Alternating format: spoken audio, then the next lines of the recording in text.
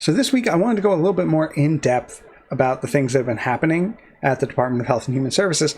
Problem is, I got beat to the punch by John Oliver and 60 Minutes, both of which were very good segments, so I'll put them in the video description at this time point. That said, I do want to talk about something else. This will be a quicker video, but I'm going to go ahead and talk about it, and I just want to sort of preface this by saying everything I'm about to say is off the cuff, more than usual. Usually I come in with an idea of what I'm going to talk about. Today I do not, because my idea was swiped. With that being said, let's go ahead and get into it. I think that we're running into an issue that is intentional on the part of the regime, and that's that our focus is being split in too many directions.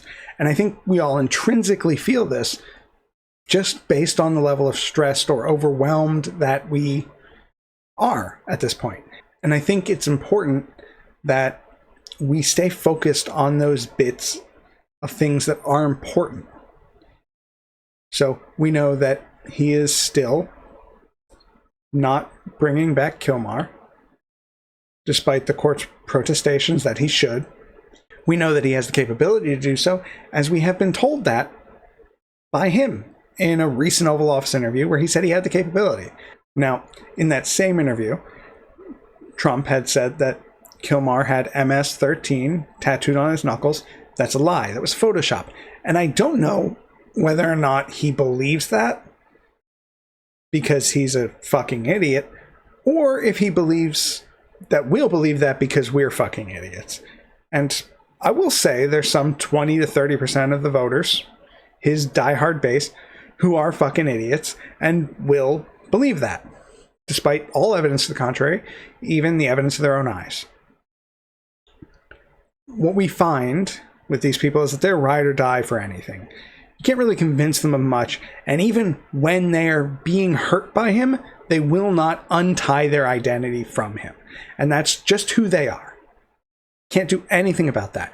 But his poll numbers are slipping across the board. There's not one issue he's above water on, and that's great.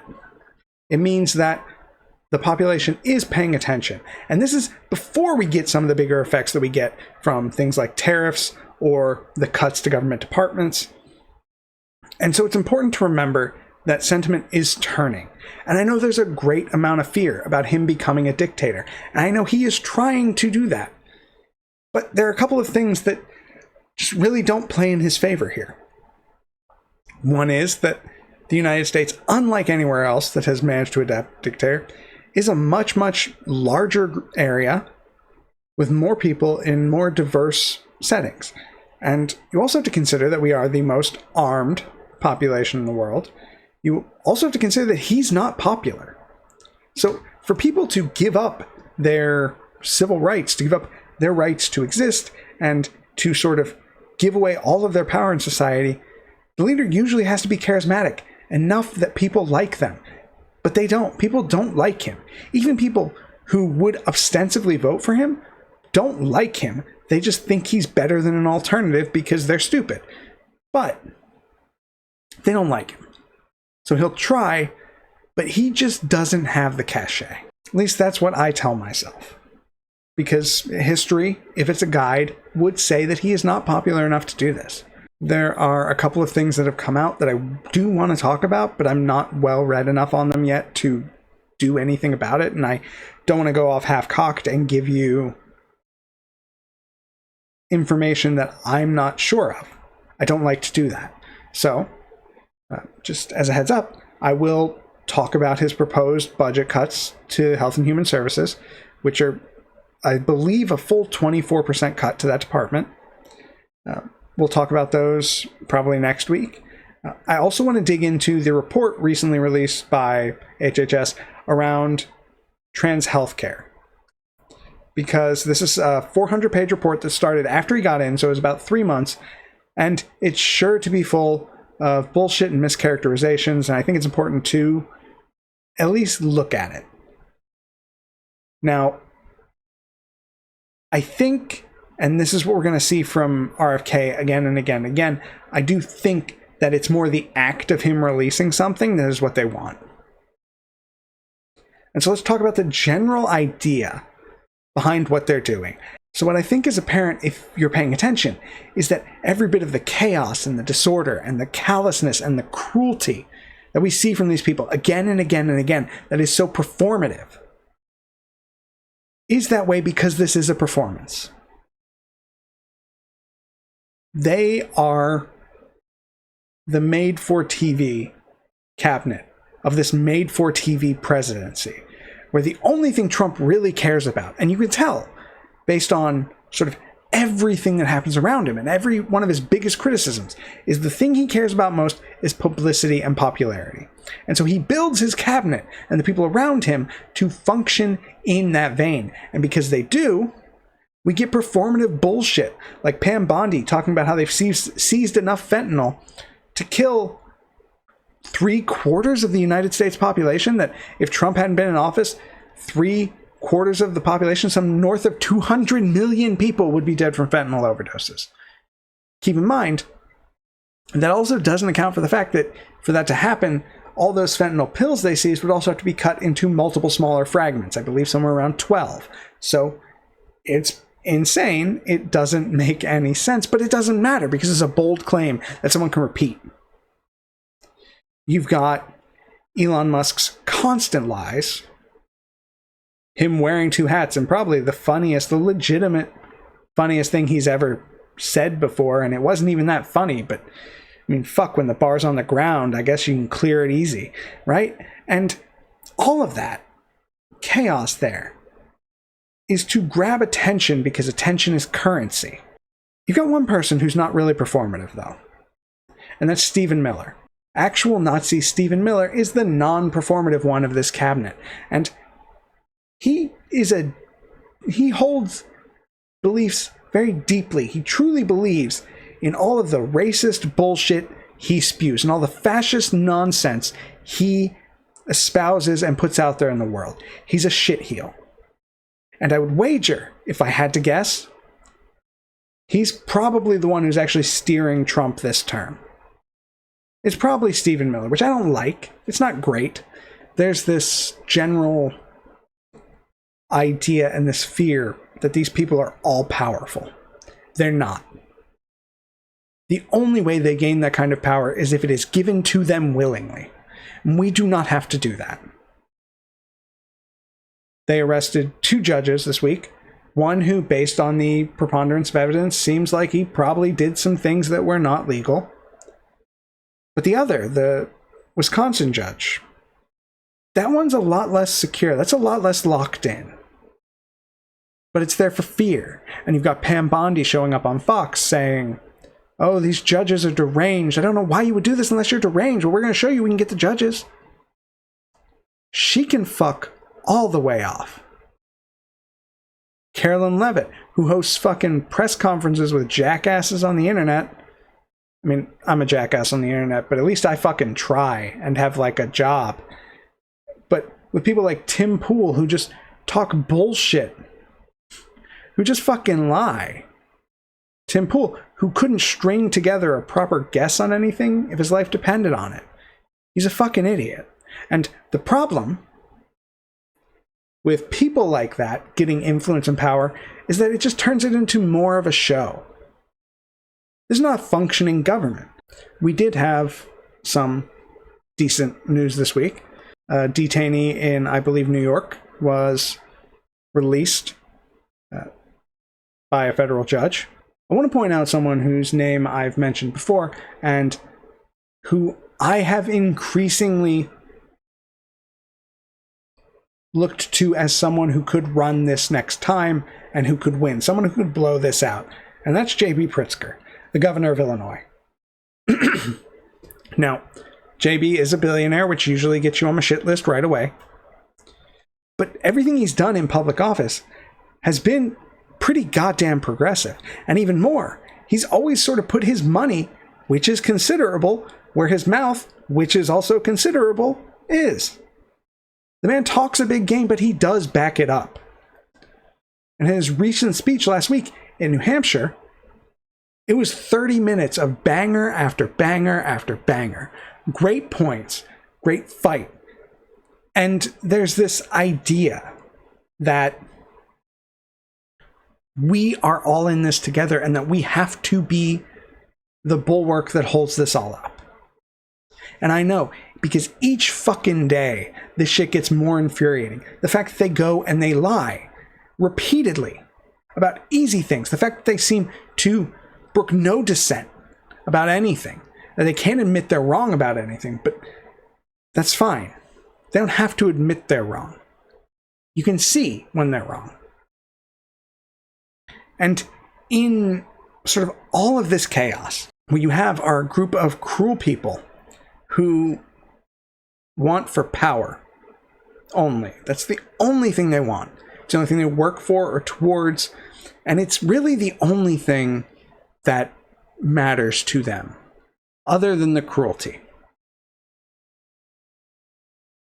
And I know what gets under my skin is the hypocrisy and those blatant lies. That I was raised to believe that we have an obligation to the truth, that we have an obligation to stick to our values. And I guess when you think about it, if you think in enough of a twisted way, they are sticking to their values. And their values are that they should have power and everyone else can fuck off. And if they don't like that, then hopefully they just leave. And I'm not going anywhere because fuck them. This is America. I will not be afraid of a dictator. I will not cower before power-hungry assholes. We built a whole fucking nation on that idea. We rebelled largely because very wealthy individuals didn't like paying a tax. But under the veneer of this country believing that people have an intrinsic right to govern themselves and not to be governed. And it matters what we do. It matters that we speak up. It matters that we show up to marches and rallies. It matters what we post on social media. And every bit of pushback matters. Because what these fucks want, and it's real clear, is to be unopposed. They want to shape reality to be whatever narrative they want. And they think they can do that by scaring people. They think they can do that by trying to control the apparatus of the government and by trying to intimidate law firms and universities and the media. And we will not allow that. We cannot allow that as a country, as a group, as people. They're trying to defund PBS and NPR because they won't bend the fucking knee. They're going after different media outlets repeatedly because they report the truth. Those fucks lie over and over and over. And if you have a question about which side of the media tends to be honest, the largest defamation suit in the United States history was levied against Fox because they lied about the 2020 election, which was not stolen. No matter how much they like to seed that narrative. And now we're going to end up fucking paying millions, probably, to Ashley Babbitt's family. Because she, the fucking traitor, who broke into our Capitol and who was trying to get to our Congress people, was shot after being given lawful orders to leave. And they will use each lever of power as aptly as they can. And one of our greatest saving graces is that most of these people are fucking inept. I mean, you need only pay the slightest bit of attention to see how much the truth scares them, because the narrative is all they have. All they can do is lie and spin facts, because if they told you the truth, it would not work. Except on that small sliver of this country that is so deep into the fucking cult that they're willing to accept bad things with no upside because they believe that Trump will get us through. The guy who bankrupted every fucking business he touched. The man who stole from charities.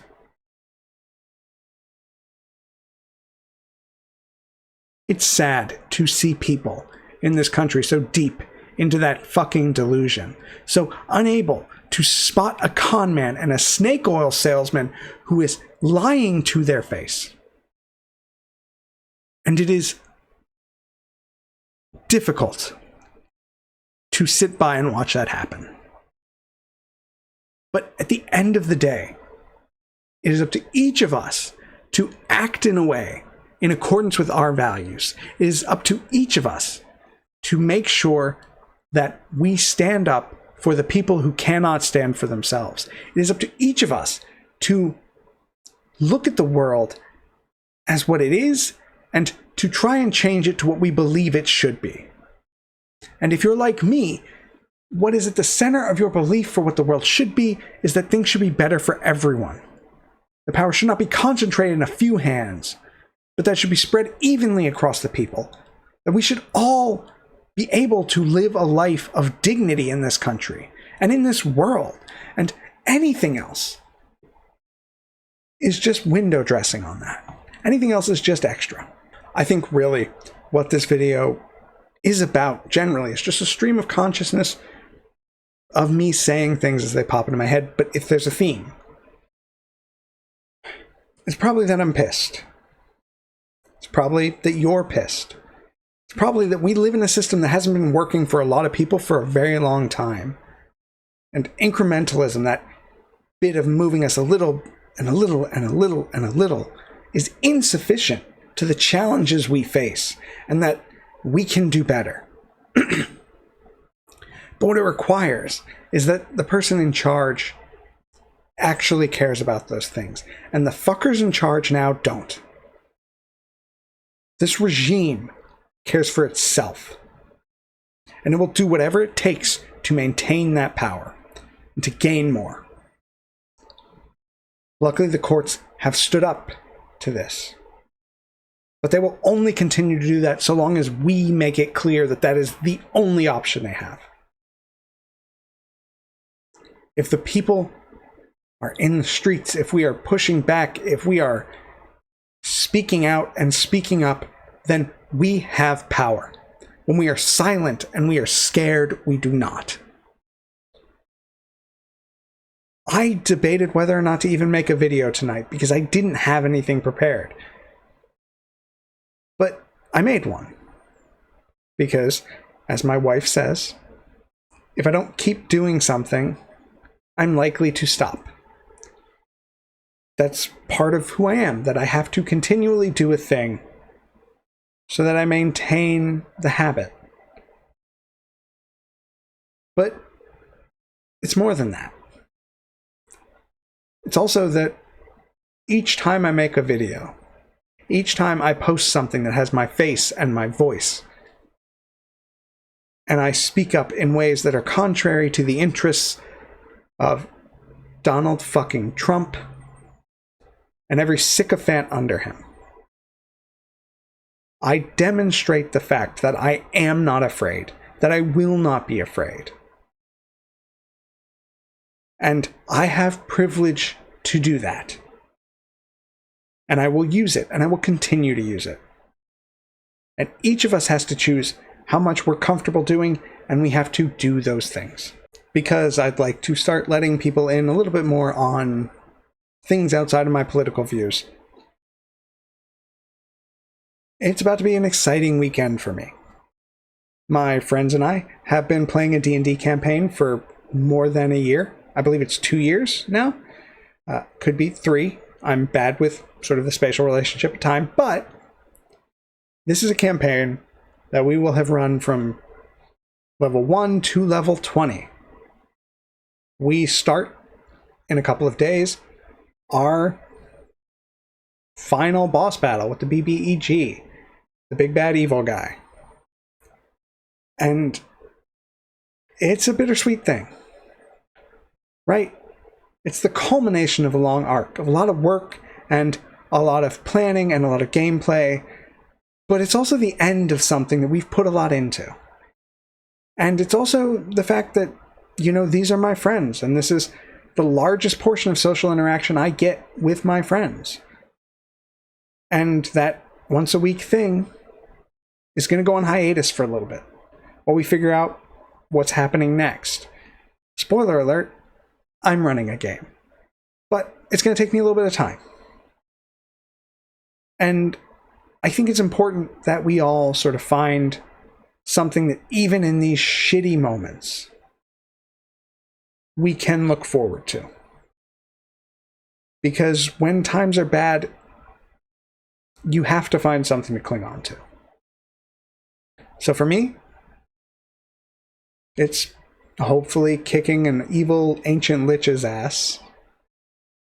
And then after that, it's hopefully being able to continue playing with my friends. It might be different for you. It probably is different for you. But find that thing. Find some sort of joy. Because running on the hate and the vitriol, it'll get you through the tough times, but it won't get you through a long time. And we still got a fucking long way to go. So, take care of yourselves. Take care of each other. And try to find something fun to do. I'll talk to you next week.